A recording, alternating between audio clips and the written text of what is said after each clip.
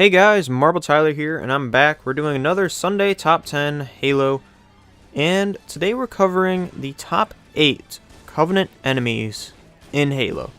Now the reason we're doing the top 8 is because technically there's only 8 Covenant enemies you fight. Now this isn't exactly true, and I'm talking about species here, not exactly different types of grunts or elites, but individual species.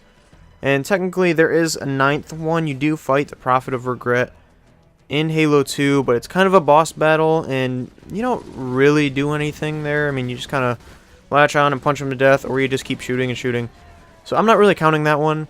These are the standard enemies, enemies you're going to be fighting throughout the games. So that's what we're covering. We're doing the top 8 Covenant enemies in Halo.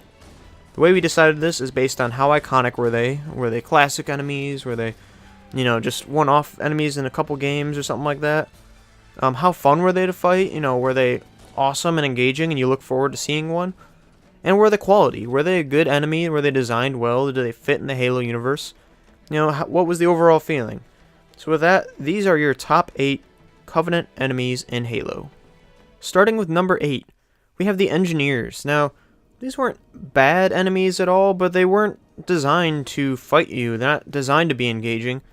They're designed to be support enemies, and so what they do in combat is they put shields on everyone. So you see an engineer, you basically know all the grunts, all the brutes, the elites, whoever you're fighting, they're going to have shields over them. It's not a bad design. The only issue is they're not really fun to fight. If you see an engineer, it's like, oh great, it's going to run away, it's going to shield all the enemies, so it's really hard to kill all the regular enemies, and you got to try to hunt down this thing that's flying away, especially in some of the games when you don't have, for example, in ODST, you don't have like jetpacks or anything like that. So when you see that thing fly away around a corner, you have to run all the way around, try to hunt it down, and hopefully it doesn't run back, and you have to try to hunt it down again to kill it. Meanwhile, you're getting shot from the enemies you can't fully kill, or you can, but it takes more work. Moving on to number 7, we have drones. Now, drones were in games of Halo 2, Halo 3, and Halo 3 ODST. They weren't bad. They were really just cannon fodder. So, even the first encounter, they just fly up in this hangar bay. It's just a shooting gallery. They pop up, they have plasma pistols, some of them have needlers, and I think in future games they have plasma rifles. There's not much you can do besides, they're not going to do a ton to you. You're not going to do a ton to them. You're just going to grab your battle rifle, your assault rifle, whatever you got, look up, shoot them, just shoot them until they're dead. And it was kind of fun here and there. It just, allowed something to do.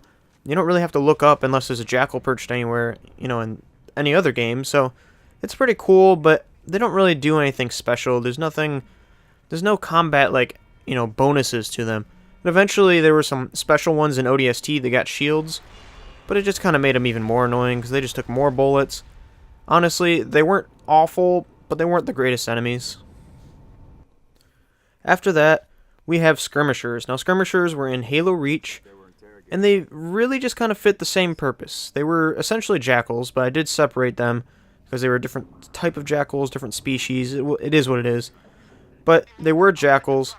They didn't have shields. They had little wrist shields, kind of like Captain America in Infinity War, which is pretty cool. But they really just didn't do anything. They kind of jumped around. They were really fast moving, really easy, just headshot, take down, and they were just cannon fodder. Something that just keep shooting until they're all dead. There's not much you can do.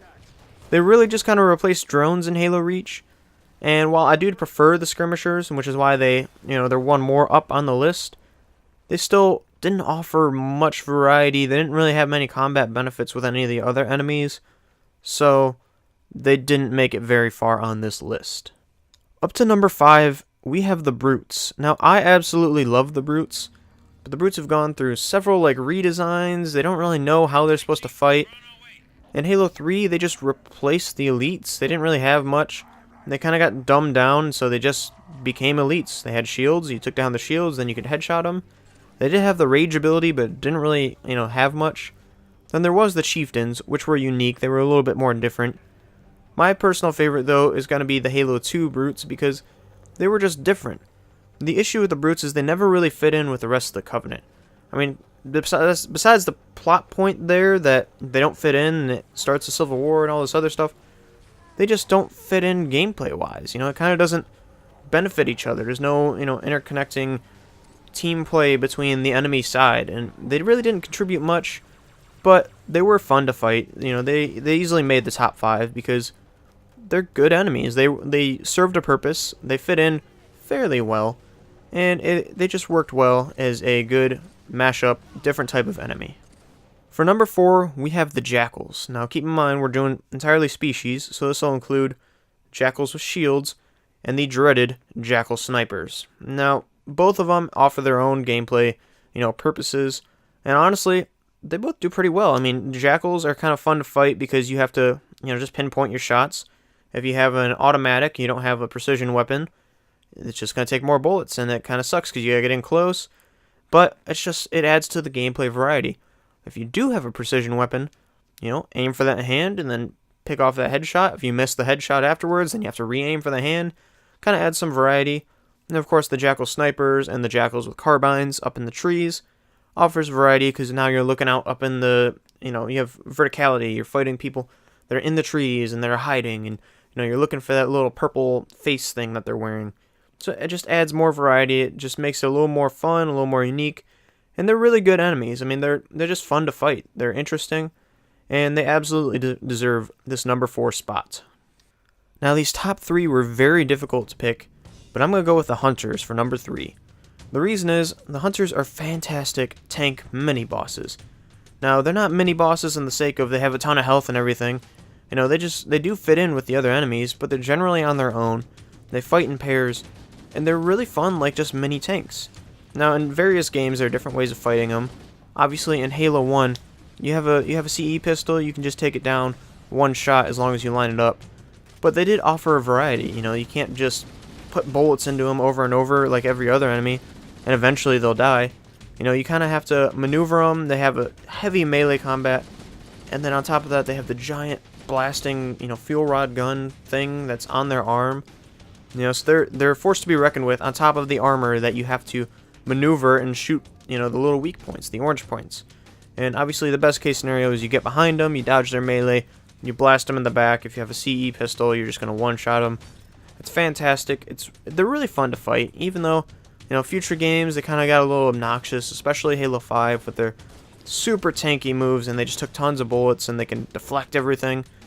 But beyond that, all the other games, they were fun to fight. They were, you kind of look forward to the Hunters. They're pretty cool. They're just interesting enemies, especially when they're blending in with other enemies, and so you have to worry about the Hunters on top of the Grunts and the Elites and whoever else is shooting at you.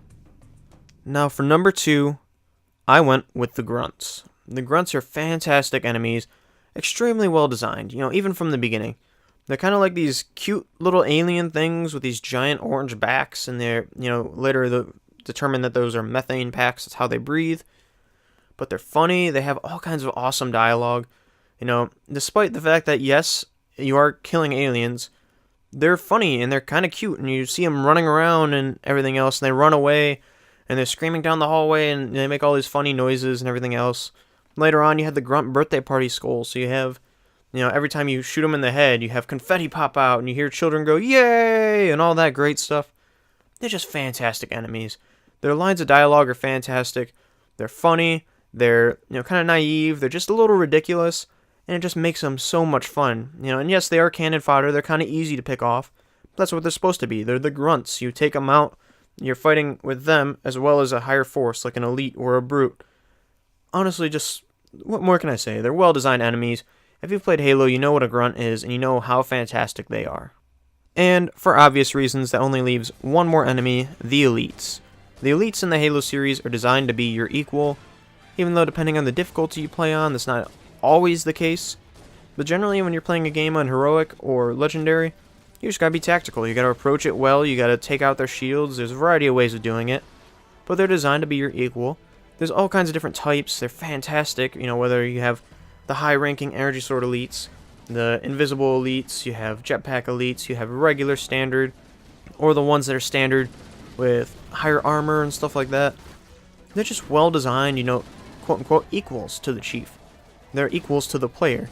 And so you just have to approach them, tactfully, and when you have multiple of them, you can't just run in with a bunch of Grunts or Jackals or even the Hunters where you can all run in. Instead, you got to pick them off. You got to do damage from afar. You got to drop their shields. If you have a precision weapon, you got to land those headshots. On top of that, there's great teamwork between the elites and the grunts, because this kind of goes for both. If you kill the elite, the grunts run away. It's fantastic. Or you can approach it by taking out the grunts, and then you can fight mano-a-mano the elite. They're just really well-designed enemies. I mean, they're fantastic, and they absolutely deserve the #1 spot, especially because they later became playable, further solidifying they are your equal, because you literally get to play as them because they are that similar to who you are. But tell me, what did you guys think? This is my top 8 list of the Covenant enemies. These are the enemies you're going to be fighting throughout the Halo games.